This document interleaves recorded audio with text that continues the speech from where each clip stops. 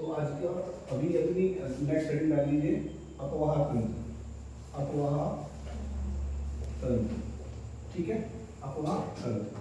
और एक से बोलते हैं drainage pattern. Drainage pattern, drainage pattern, ठीक। क्या है ड्रेनेज पैटर्न या अपवाह तंत्र क्या है तो समझ में आना चाहिए। पहले तो ये पता होना चाहिए है क्या। तो इसमें लिख लीजिए जमीन पर बहता हुआ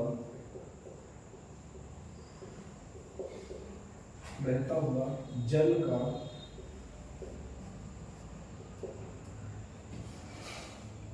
प्रतिरूप, जल का प्रतिरूप अपवाह तंत्र कहलाता है। अपवाह तंत्र कहलाता है।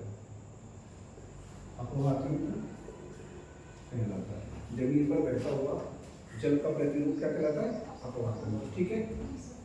अब हम अपवाह तंत्र की बात कर रहे हैं तो अपवाह तंत्र में मेनली हमने डिवीजन किया है।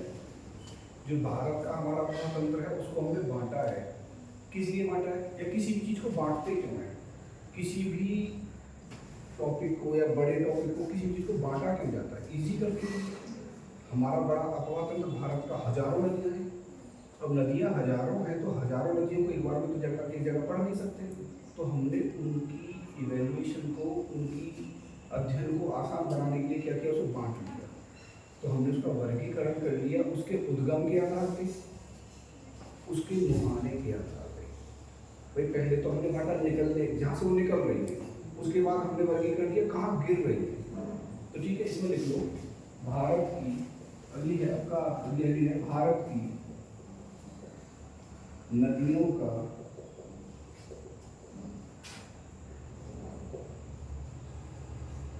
वर्गीकरण। नदियों का वर्गीकरण, भारत की नदियों का वर्गीकरण। और आधार क्या माना हमने? आधार हमने माना है नंबर 1 उद्गम के आधार पे। उद्गम के आधार पे, उद्गम के आधार पर कहाँ से निकल रही है नदी? भारत में अब हजारों नदियां हैं तो कहीं ना कहीं से निकल रही है। दूसरा है मुहाने के आधार पे। मुहाने के आधार पर, मुहाने के आधार पर, मुहाने के आधार पर आप ब्रैकेट में लिख लेंगे समुद्र में मिलना। जहाँ समुद्र में मिलती है ब्रैकेट में लिख लेंगे समुद्र में मिलना, जहाँ पर ये समुद्र में मिलती है, ठीक है। तो हमने मोटा मोटा 2 भागों में बांटा है। उद्गम के आधार की अगर मैं बात करूँ तो हमने मोटा मोटा 2 भागों में बांटा है। तो शुरू करते हैं वाला टॉपिक, ठीक है। चलिए लिख लिया सबने? किसी को दिक्कत समझ में आ रही बात? चलिए तो शुरू करते हैं उद्गम के आधार पे। इसे लिख लीजिए आप नंबर 1 उद्गम के आधार पर। उद्गम के आधार पर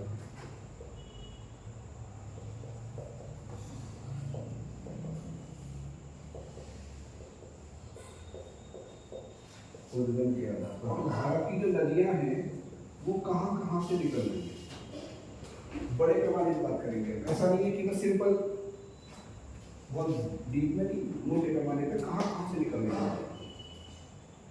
अगर मोटे तौर पे बात करें तो हिमालय से निकल रही है या प्रायद्वीपीय भारत में निकल रहे हैं। तो हिमालय की नदियां और प्रायद्वीपीय भारत की नदियां। तो इसका वर्गीकरण हमने 2 भागों में किया। नंबर 1 हिमालय की नदियां,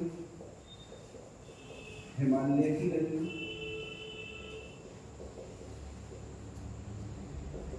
नंबर 2 प्रायद्वीपीय भारत की नदियां।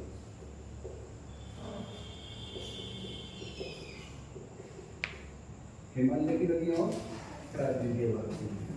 समझ आ रहा है? अब हिमालय की जो नदियां हैं उससे क्या समझ आ रहा है कि भाई उनका उद्गम कहीं ना कहीं हिमालय से है। और प्रायद्वीपीय भारत की नदियां ऐसी नदियां जो हिमालय से नहीं निकली है, वो प्रायद्वीप वाले हिस्से से निकली है, भारत के प्रायद्वीप वाले हिस्से से निकली, ठीक है। ऐसी नदियां जो हिमालय से ना निकली हैं। तो हिमालय की जो नदियां हैं उनकी अपनी अलग विशेषताएं हैं।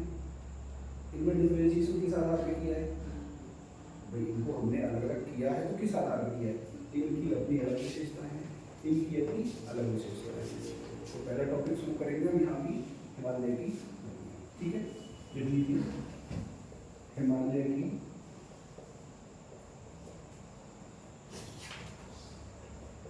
नदियाँ, हिमालय की नदियाँ।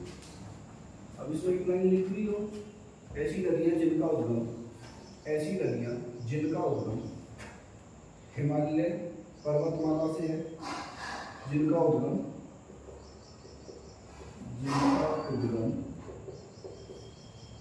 हिमालय पर्वतमाला से है,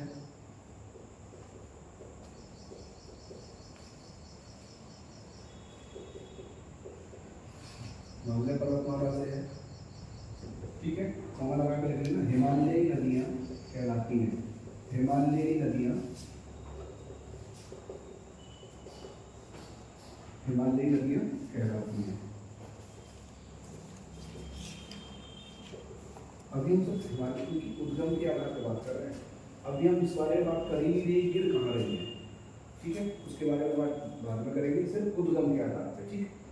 तो हिमालय में भी एक तो नदियाँ तो है नहीं, वहाँ भी हमें फिर अध्ययन करना है, तो बहुत बड़े पैमाने पर हजारों की संख्या में नदियाँ हैं वहाँ भी, तो फिर हमने यहाँ फिर से वर्गीकरण किया, हमने इनको भी बांटा। क्यों बांटते हैं बार बार, क्योंकि ईजी हो जाए। अब ठीक उसी तरह से जैसे हम जीएस की बात करते हैं, एग्जाम में जीएस के क्वेश्चंस तो मिक्सअप हो के आते हैं, बट हम सब्जेक्ट्स तो अलग अलग पढ़ते हैं, क्यों, ईजी करना है। पता चला फिजिक्स पढ़ना शुरू किया, निकलते निकलते ज्योग्राफी और हिस्ट्री और पॉलिटी और इकोनॉमिक्स में समझ ही है कुछ, रिदम ही नहीं बना। तो वैसे ही हमने इसकी सुविधा, अध्ययन को सुविधाजनक बनाने के लिए इसको फिर से बांटा। तो इसमें अगला पॉइंट लिखेंगे, हिमालय की नदियों को, हिमालय की नदियों को मुख्य रूप से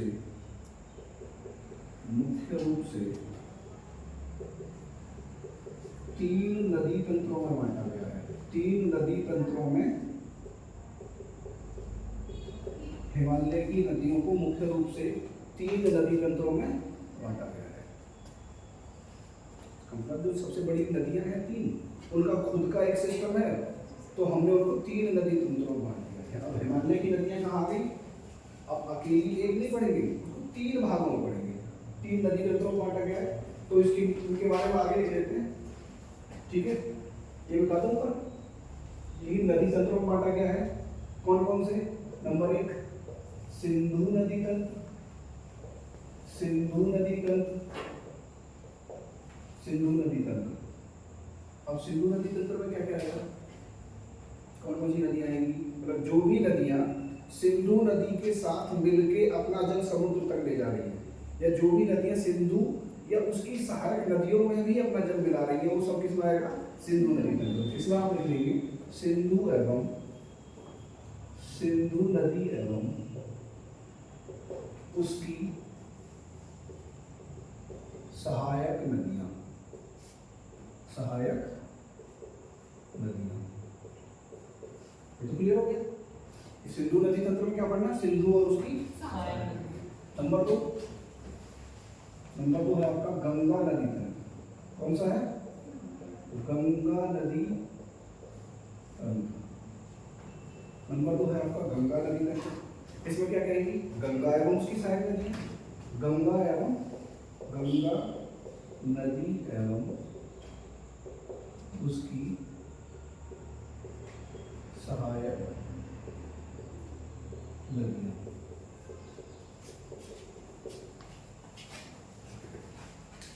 ठीक, और तीसरा कौन सा रहेगा, तीसरा कौन सा है, जो बड़ी नदी है, तीसरा है आपका नंबर 3 ब्रह्मपुत्र, ब्रह्मपुत्र नदी तंत्र, ब्रह्मपुत्र नदी तंत्र। इसमें क्या आएगा, ब्रह्मपुत्र एवं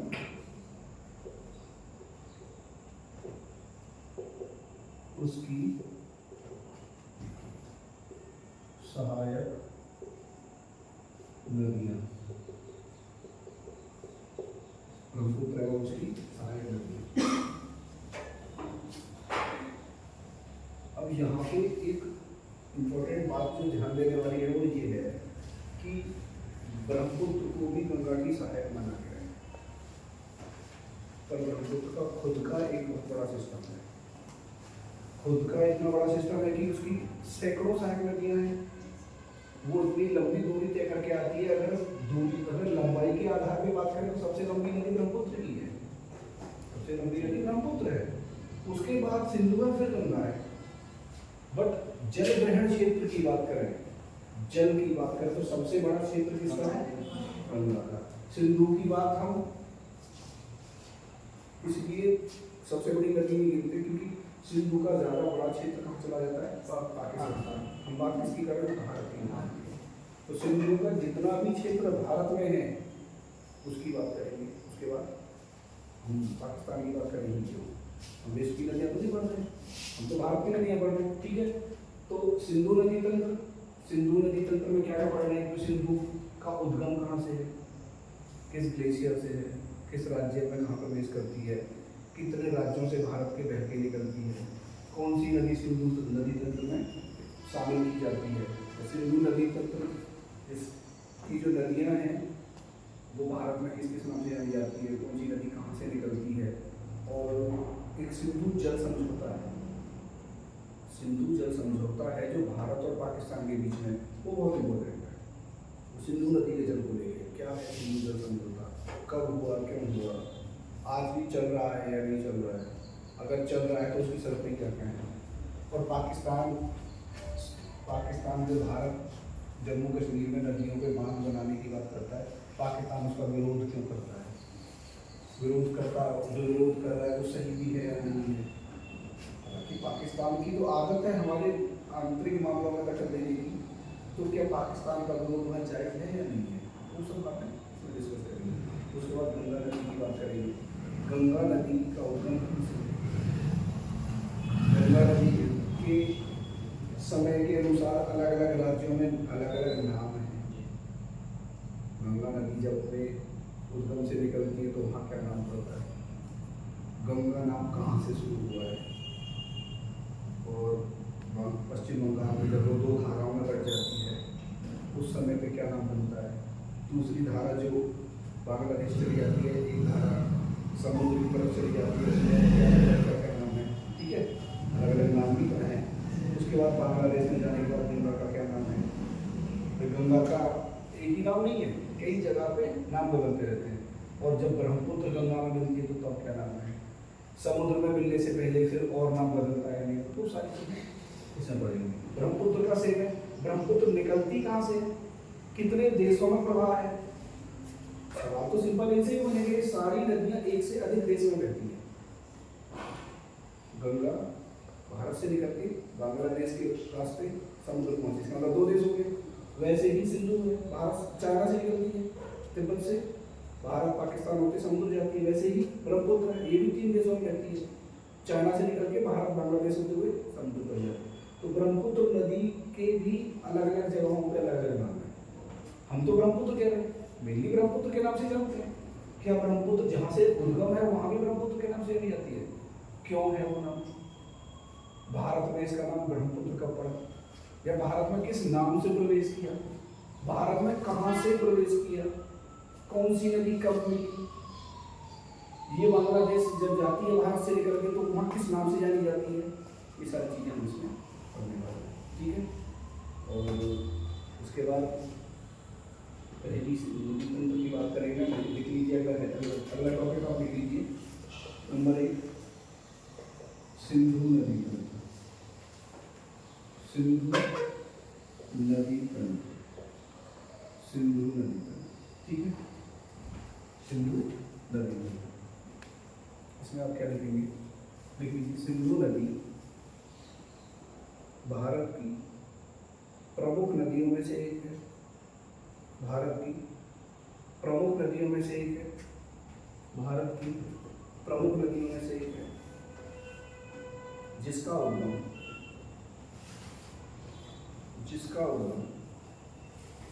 जिसका उद्गम, अच्छा सिंधु नदी का उद्गम कहाँ से होता है, किस जगह है, ये तो मैं तुम्ही से पूछूं, कहाँ है उद्गम, मतलब निकलती कहाँ से है,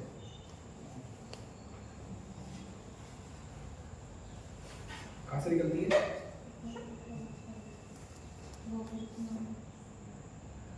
अलग अलग स्रोतों में अलग अलग नाम है, ठीक है, कहाँ से निकलती है तो लिख लो, तिब्बत में मानसरोवर झील के निकट, तिब्बत में मानसरोवर झील के निकट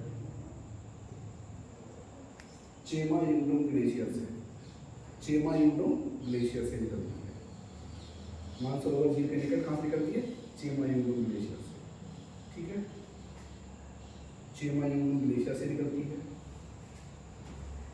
ठीक। अब ये भारत में प्रवेश करती है किस राज्य में, भारत में किस राज्य में प्रवेश करती है, इसमें भारत के एक राज्य में रहती है, देख लो भारत में जम्मू कश्मीर में प्रवेश क्यों करेगी, देख लो ना कहाँ प्रवेश कर रही है, लद्दाख में प्रवेश कर रही है, आ रहा समझ, भारत में लद्दाख से प्रवेश करती है, इसलिए देखो नक्शा टांग के रखो, अब अगर घर पे नक्शा टांग के रखोगे तो यहाँ ध्यान दोगे कि यहाँ से निकली है और ये निकल के प्रवेश करके लद्दाख से तब जाओगे पाकिस्तान, तो भारत में लद्दाख से प्रवेश करती है, ठीक, लद्दाख, लद्दाख में प्रवेश किया है, ठीक है, तो रेडी हो गया, आज के दिन में रखिए। इसके बाद इसमें अगली क्लास में हमें क्या क्या पढ़ना है, सिंधु नदी से भारत का सबसे महत्वपूर्ण नगर लेह किस तरह पे सवाल है, पूछा गया कि सिंधु नदी के लद्दाख का लेह किस तट पे, सिंधु नदी के, और लद्दाख में मिलने वाली कुछ सहायक नदियाँ में देखेंगे, सिंधु नदी भारत से बाहर किस जगह से जाती है, मतलब पाकिस्तान में कहाँ से प्रवेश करती है, ठीक है, कौन सा गार्ज बनाती है वहाँ पे, और उसके बाद पाकिस्तान से ले जाती है वहाँ पर, पाकिस्तान के रास्ते कराची के निकट अरब सागर में मिल जाती है।